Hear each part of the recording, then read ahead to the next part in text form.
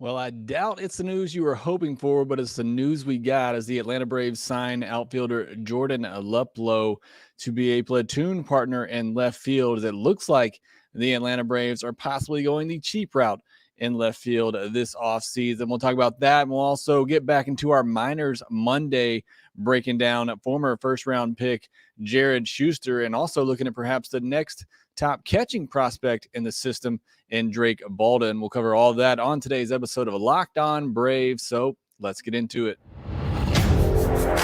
You are Locked On Braves, your daily Atlanta Braves podcast. Part of the Locked On Podcast Network, your team every day.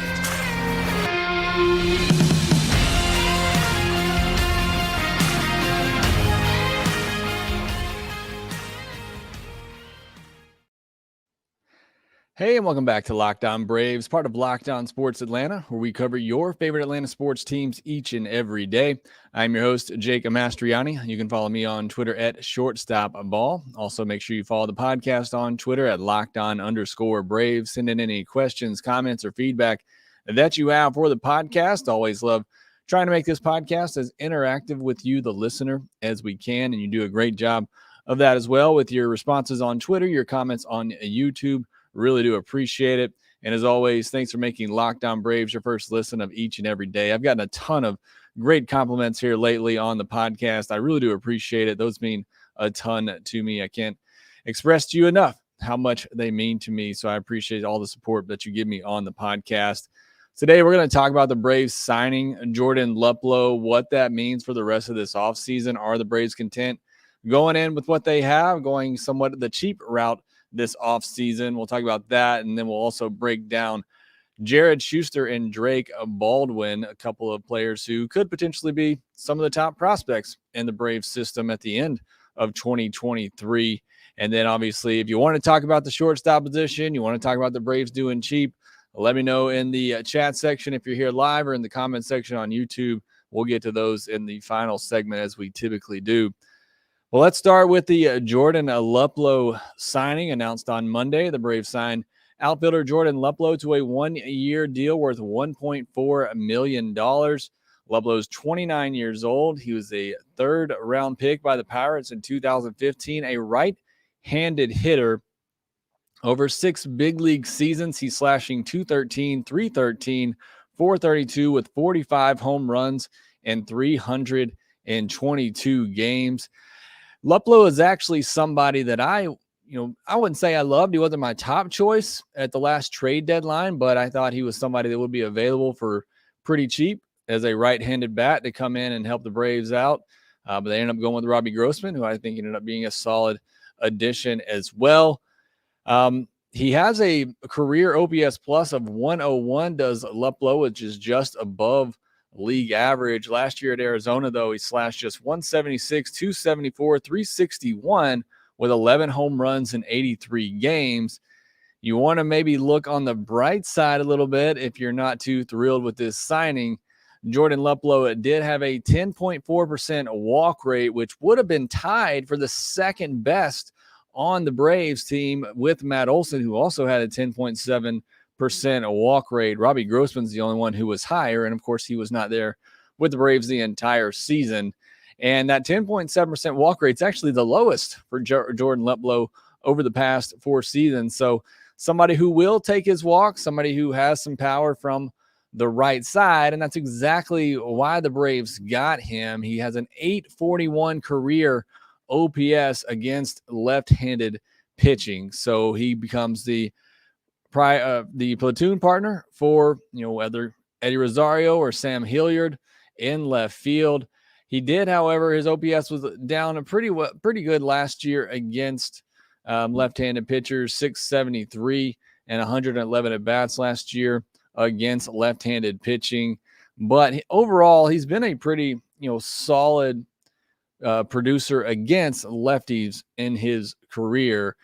And so that's exactly what the Braves are hoping for with him. Look, I'm not trying to blow any smoke here and get you pumped up for this signing. It's not exciting, and it's not what I was hoping for, and I'm sure it's not what many of you are hoping for. But look, I talked about this after Dansby Swanson, even before Dansby Swanson signing, I've been saying this for a couple of weeks now that it just felt like it was Dansby or bust with me. In fact, I think that was a title the last time I did a podcast episode with Grant McCauley, who will be back with me on Wednesday. So look forward to that. I titled it Dansby Swanson or bust. I just kind of got the feeling like if they didn't get Dansby Swanson, that they were going to try to stay under the luxury tax, just go with what they have, maybe make some small moves here or there to tweak the roster. And that's the feeling that I'm certainly still getting now, is that if they were going to go over the luxury tax this year, and I think they still will, perhaps this year, but definitely in the years to come. And again, the more years you do it and consecutively, the higher that tax gets. That's why the Dodgers aren't spending as much this year. They're trying to get under the luxury tax to reset their threshold as well, or reset the tax that they get hit with. So I just feel like if they didn't find that player that was worth going over the tax for, that they were just going to stand pat. Dansby was somebody they were obviously willing to do that for, as was Jacob deGrom, although I don't think they were ever that serious in those discussions. And quite frankly, what we see the offers from the Braves and the other teams, they weren't exactly very serious in the Dansby Swanson negotiations either. But bringing the point back, I just feel like that it was Swanson or bust. If they didn't get Swanson, they were going to go somewhat cheap this offseason, try to make a few tweaks for their depth, get a platoon partner in left field, roll with RC and Grissom at shortstop, and see what happens during the season. And yes, that's not great.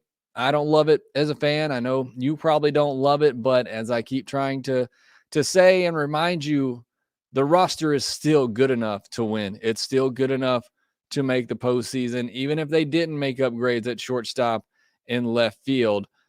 Again, I wish they would. I wish, and maybe they do. I'm not trying to say it's impossible. There's still a lot of offseason left, but the options seem very slim right now. And this signing of Luplow just seems like they're heading in the direction of not really making any major upgrades to shortstop or left field.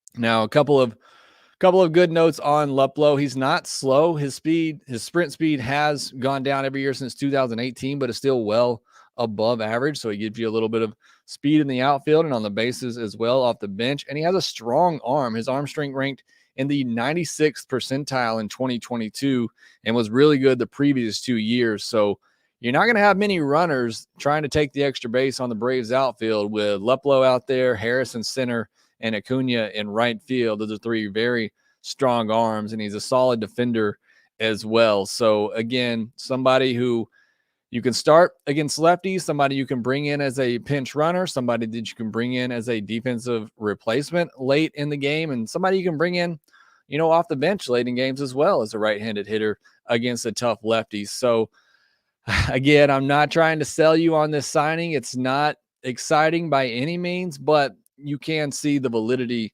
with it. And he's also played 110 innings at first base the last 2 years. I've been talking about, wanting to get somebody that can back up first base as well. So Luplow can do that. I've talked about Will Myers. I would have loved that, even Adam Duvall. But again, you get him for $1.4 million. Again, we'll see. Time will tell, but I just feel like they're going to want to try to stay under that luxury tax if they can. That's what this signing kind of signifies, even more so for me at this point. So Luplow, overall, good speed, good defender, strong arm, big power against lefties, comes in as platoon partner for Rosario and Hilliard in left field. I like it as a bench depth piece, not somebody necessarily to be the key cog in a platoon in left field, but as if we were just signing him to fill out the bench, and again, still a lot of offseason left, maybe that's going to be the case, then I really like this signing. But if you're trying to sell me on him being a solid platoon partner in left field with Rosario and Hilliard, and that's what you're going with, a little bit more difficult to buy that at this point. But again, it depends. We'll see what happens the rest of the offseason. But to me, I just kind of get a feeling that the Braves are going to try to stay under that tax if they can and roll with what they have. All right, next we'll move into our Minors Monday segment. Didn't get to do it last week because of the Sean Murphy trade news. And we'll talk about Jared Shuster and Drake Baldwin after the break. This episode is brought to you by BetOnline.net. BetOnline.net is your number one source for sports betting info, stats, news, and analysis. Get the latest odds and trends for every professional and amateur league out there. From football to basketball to soccer and esports, they have it all at BetOnline.net. And if you love sports podcasts, you can find those at BetOnline as well. They're always the fastest and easiest way to get your betting fix and do so responsibly. You got Monday Night Football going on tonight, so plenty of action for you to get involved in. Head to their website today or use your mobile device to learn more. BetOnline, where the game starts. So we're getting back into our Miners Monday segment. Again, didn't get to do it last week because of the Sean Murphy trade news. And that's okay, because a couple of the prospects that you said you wanted to hear about that were on the list got traded in that move. So just knocked a couple of those guys off. But one name that a lot of you did request me to talk about is Jared Shuster. So we're going to talk about Jared Shuster. We're also going to talk about Drake Baldwin. But let's start with Shuster, the 25th overall pick in 2020, which was a bit of a surprise. 2 years in a row, they go with a college pitcher out of Wake Forest that really wasn't that high on anybody's rankings. And they did the same thing with Ryan Cusick, who they sent to Oakland in the trade for Matt Olson. Shuster was a guy who, had an uptick of velocity at the summer Cape Cod League, and I think the Braves kind of bit on that. But so far, it hasn't translated at the big league level. That fastball just hasn't played up to where it was in the Cape Cod League. It's a low 90s fastball, but he does have really good command with it. Plus changeup. That is the pitch that is going to carry him. If he gets to the big leagues and he's knocking on the door already, it is a really good changeup with some really good fade running away from right-handed hitters. And that's where I saw it really be most effective, is him throwing that to right-handed hitters. He can throw it for strikes. He got a lot of swing and misses on it.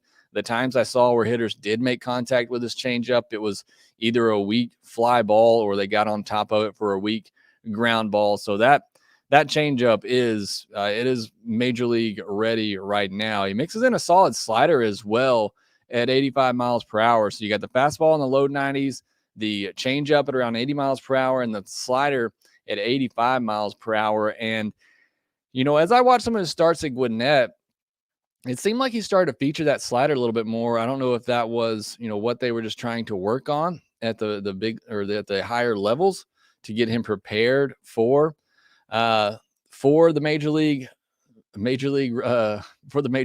level. But sorry, I was laughing at a comment in the chat section there. But I think the slider is something, that he needs to improve on against left-handed hitters to become more effective against lefties. But I saw him throw it more at the AAA level, and I really like the slider that I saw. So again, good fastball command. It is low 90s, not what the Braves were hoping for in the mid 90s, mid to upper 90s, a plus changeup, and an above average slider. So a really good 3-pitch mix. He works fast. The pitch clock is not going to affect him at all, and he hides the ball pretty well as a left-handed pitcher.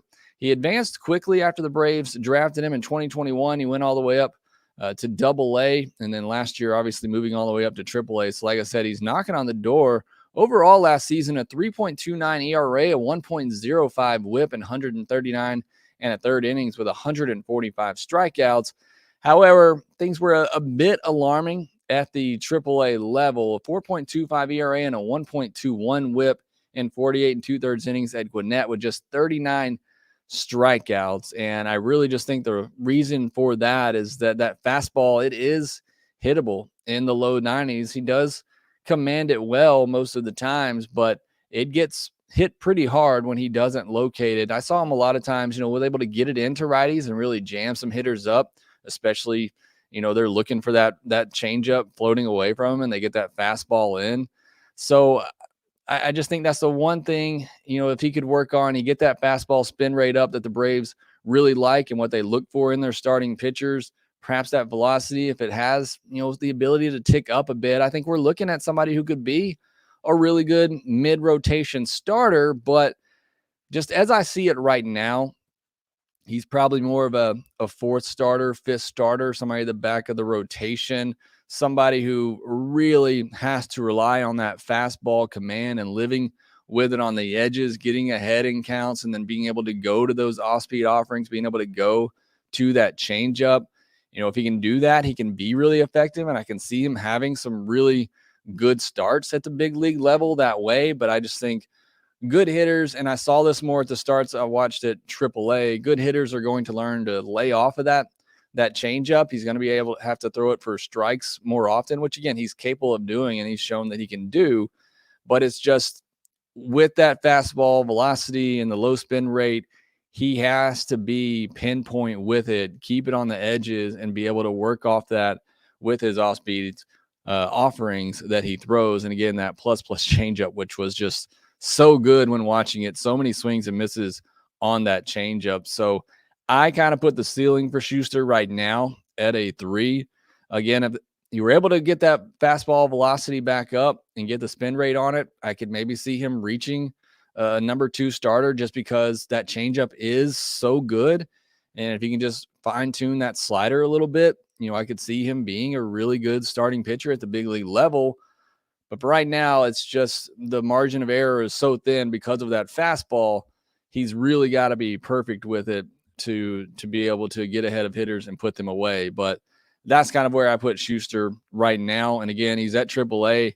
I think he'll obviously start there. I think he's probably down in the pecking order, probably 7th or 8th right now on the starting pitching depth chart, but already reaching AAA. He continues to work on a couple of things next year. Could possibly see him getting an opportunity. Now, moving to Drake Baldwin, a guy that I was really excited about coming out of last year's draft, 3rd-round pick out of Missouri State, a catcher. Again, Tyler Tovey might be the 2 best catchers in the system right now. Drake Baldwin being a left-handed hitter. He's 21 and just turns 22 in March, so still really young, even coming out of the college ranks. 24 games this past year, so small sample size, but /258, 396, but just a 315 slugging percentage as he didn't hit a single home run in those 24 games. Did have 5 doubles, 18 walks to 22 strikeouts, and a very somewhat unique stance for Drake Baldwin. He really, crouches down into his stance and kind of turns his back to the pitcher, really, opening himself up to be able to get to those pitches on the outside. But at the same time, I feel like he could struggle against high velocity pitches and pitchers that can locate in at the higher levels. I think may be able to take advantage of that.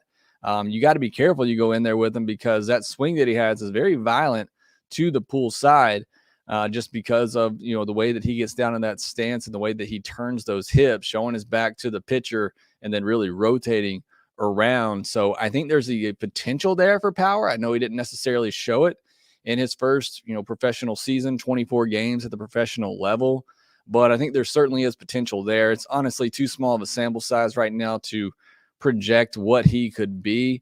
I do know scouting reports say that, whether or not he can stay at catcher is a little bit, questionable. He's not necessarily the best defensively back there right now, but the bat is really what plays. And I think I really like what the Braves did with Drake Baldwin and the pick they took after him and David McCabe as 2 big guys that I could see really growing into their power. I think McCabe is already pretty much there with it more than Baldwin is, but 2 guys who also are willing to take a walk. And when you're playing at the lower levels, you're going to get more of that. But I really like the Braves going after guys with high power, high on base. I think they need to see more of that right now at the major league level. So good to see them kind of taking that in their draft strategies. So that does it for the Minors Monday segment. Next, we'll kind of jump back into some of your comments and question about the Luplow signing, about Dansby Swanson, whatever you want to talk about. We'll chat about it here next.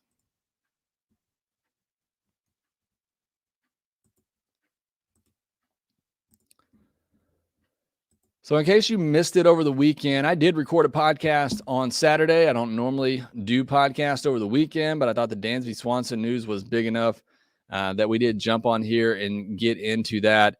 So if you haven't checked that out, make sure you go back and give it a listen. It's quickly turned into one of the biggest podcasts that I've done this year. But if you still want to chat about that, let me know and we can certainly do that. All Breakdown says, what's up with Mike Soroka? We haven't really heard much from him. He obviously got shut down at the end of the year. Right now, it just sounds like he's going to be hopefully having a typical offseason, come into spring training with a chance to earn a rotation spot, which I would love to see. Kwame says, looks like they are making moves to replace Duvall, but I don't know why. Sutton Tillery says, L move. Want to just talk about Adam Duvall for a second because a lot of people asking about Adam Duvall, and we've talked about it, and I've said for a while, I think it makes a lot of sense because Adam Duvall can play all three outfield positions. He can be a platoon partner with Rosario.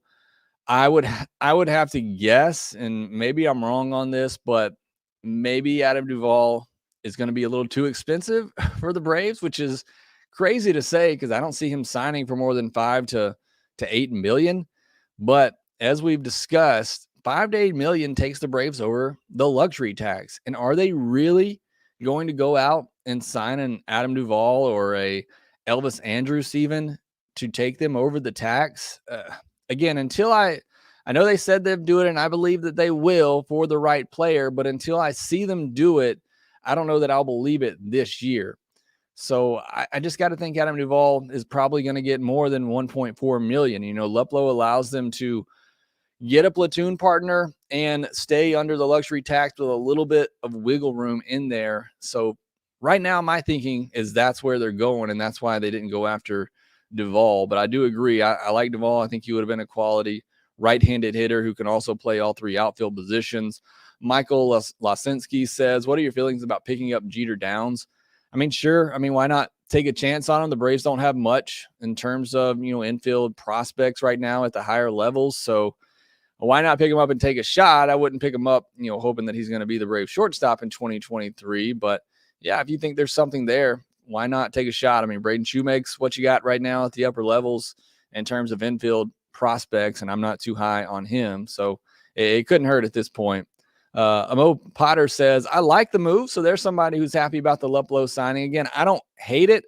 I just hate what it signifies, or what I'm thinking it's signifying is that the Braves aren't going to do anything else big this offseason to upgrade the roster. Again, if Luplow were just for the bench, to fill out the bench and give you a right-handed option, I would really like this move as well. And in that regard, I do, but I just kind of am not liking what I think it signifies, and the Braves aren't going to spend big. Chris Kaysen says, I'm starting to miss Dansby Swanson. It's only been a couple days, Chris, so hang in there. Sutton Tillery says, this isn't Brian Reynolds. I don't think we're going to see Brian Reynolds this offseason. Kwame says, I'm excited for next season. I expect Rosario and Ozuna to return to form.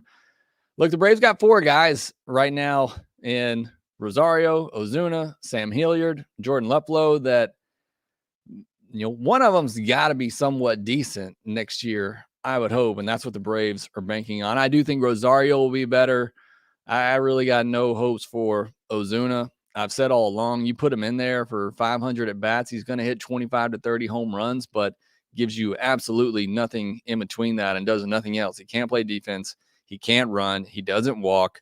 He really does nothing except when he hits the ball hard and hits home runs. But again, those are few and far between.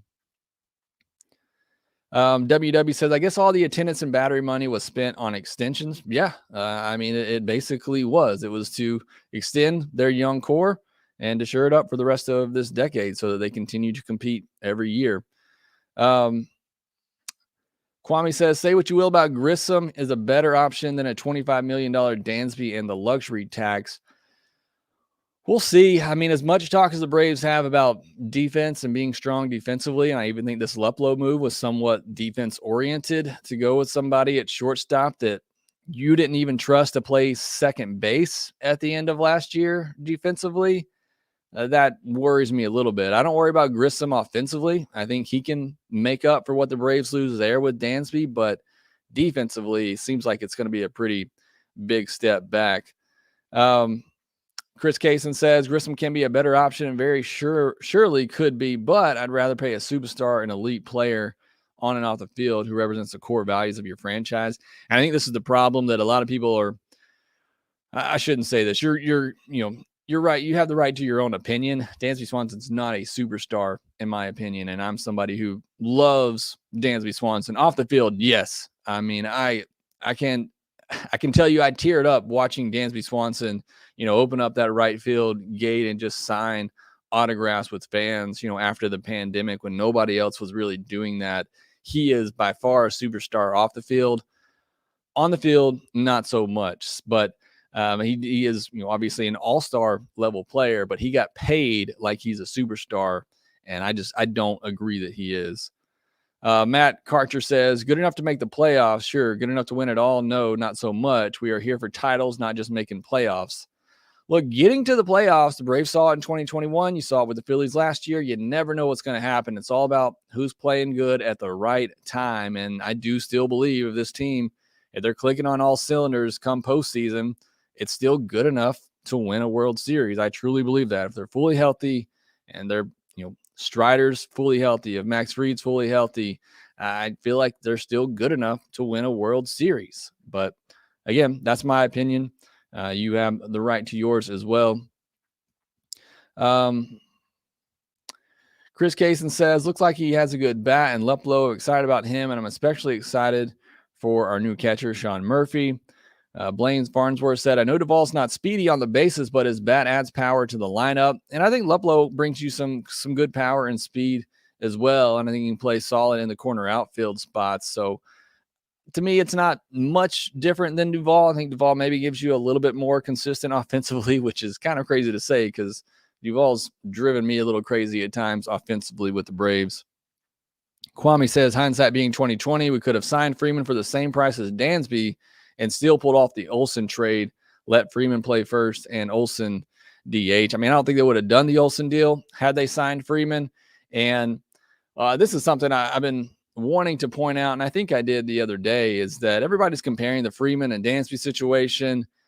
To me, they're not comparable. With Freeman, there was nobody else bidding on Freddie Freeman. His agent just royally messed him up, and he should still be with the Atlanta Braves. With Dansby, there was just too many teams involved. The bidding just got out of control, and the teams, the price for Dansby just went way up beyond what the Braves are willing to offer. But the Braves made what was the best offer to Freddie Freeman until the Dodgers, just came in the last minute after the Braves made the trade for Matt Olson and upped the offer to that 6th year. But in the end, the money was pretty much the same when you consider California taxes. So it's different situations, in my opinion. Emo says they can still bring in another bat. They can. Look, I'm not saying that they're going to go the cheap route this offseason. There's still 2 roster spots available. They're at 38 right now. So they can still do something big. It's just, I just kind of had the feeling that it was Dansby or bust. I hope I'm wrong. Chris Kaysen says that like button looks kind of lonely. I hope you continue to smash the like button, hit that thumbs up button and that notification bell to help support the show.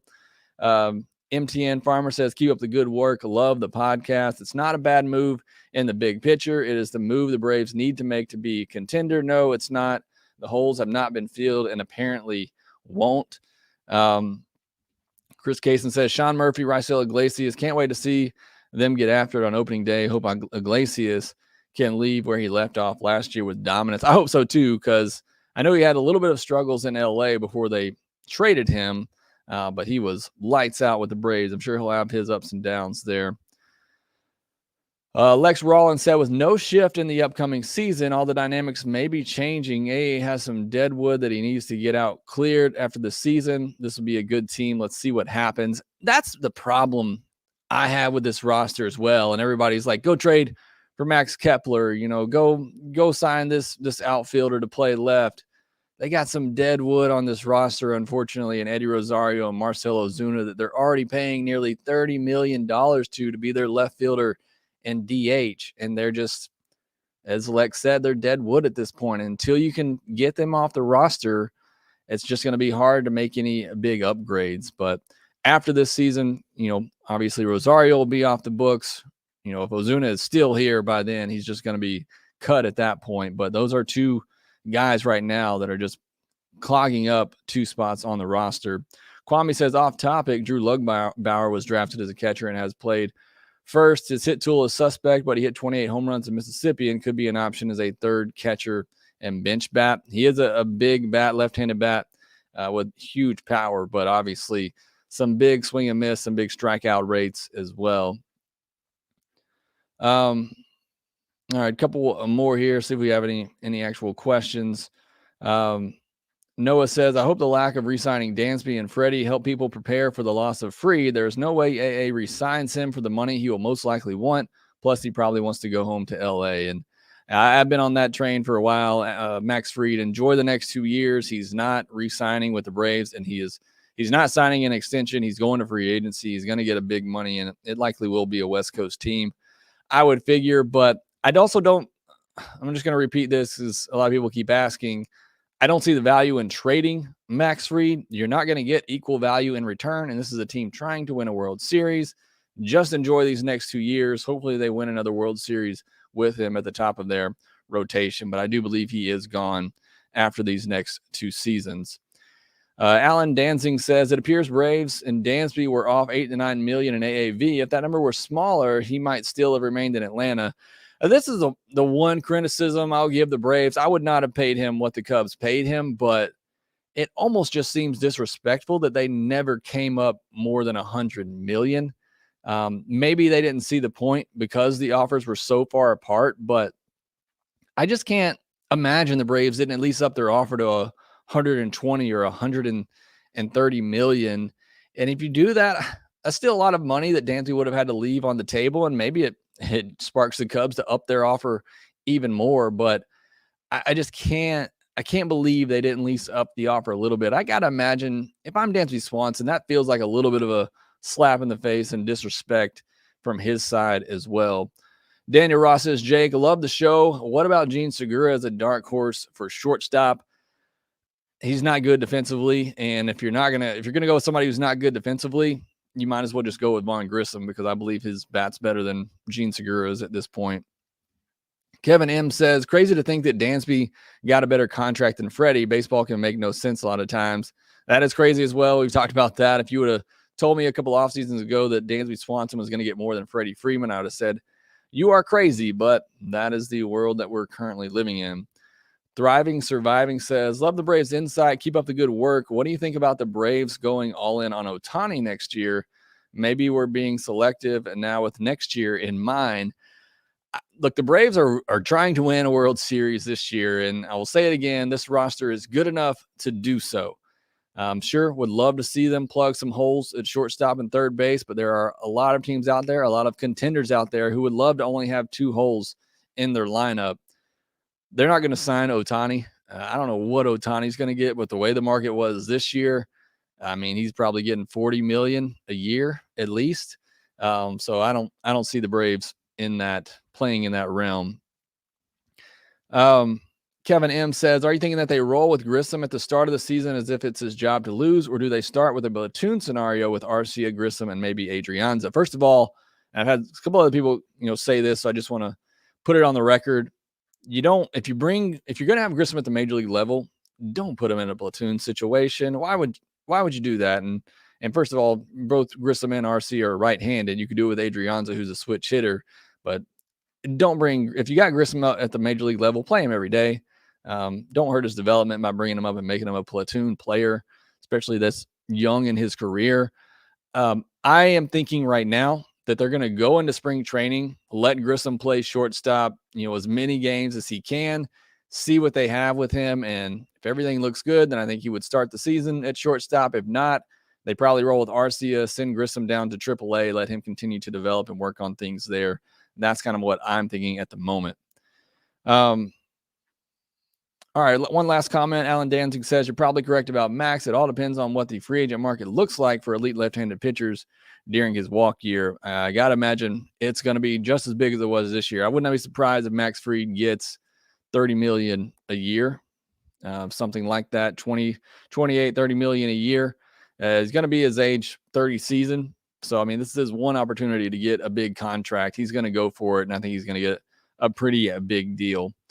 All right, that will do it for this episode of Locked On Braves. As always, thanks for making Locked On Braves your first listen of the day. Now go make your second listen, Locked On MLB podcast, where MLB expert Paul Francis Sullivan brings humor, passion, and a unique perspective, talking about the biggest stories from around the league. Again, thanks for listening. Be sure to follow us on Twitter at @LockedOn_Braves. Follow me at ShortstopBall. Also, make sure you rate, review, and subscribe to the Locked On Braves podcast wherever you get your podcast, and we'll talk to you next time.